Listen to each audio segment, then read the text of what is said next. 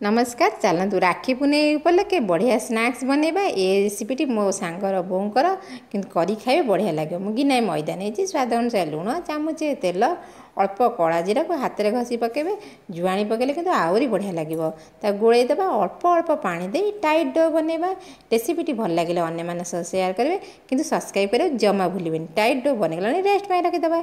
Rest नहीं dough को अल्प मैदा कि अटा पकई रुटी भाया बेली देवे। मु मैदार करछि आपण अटारे कले भी चलिबो। मु आलू पुर देइछि आपण जेकोसी पुर दे पारे कि आलू पुर बहुत बढ़िया लगे। चारि कप जाक पानी मारदेवा ताकू धीरे धीरे यही टाइट किनी पूरा रोल भाया तैयारी करदेवे। ये जमा फिटबनी कारण आम आगे पानी देइछे सी पूरा कभर होकर रही। जो दी साइड्रे पुर नहीं ताकू काटिकी काढ़ीदेवा।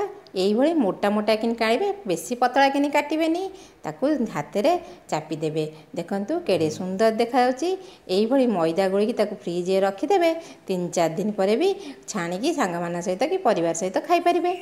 मु अल्प मैदा नहीं स्वाद अनुसार लुण अल्प पानी देके बहलिया घोल तैयारी करेंगे। बेसी पानिया तैयारी करेंगे। देखो मुझे यही तैयार कर तेल जमी तातीज पकईदे चामचे नौट पोट कर गरम तेल में पकईदे कि मन रखिथे गैस को लो मीडियम रखे बेसी जोर ततेबेनी।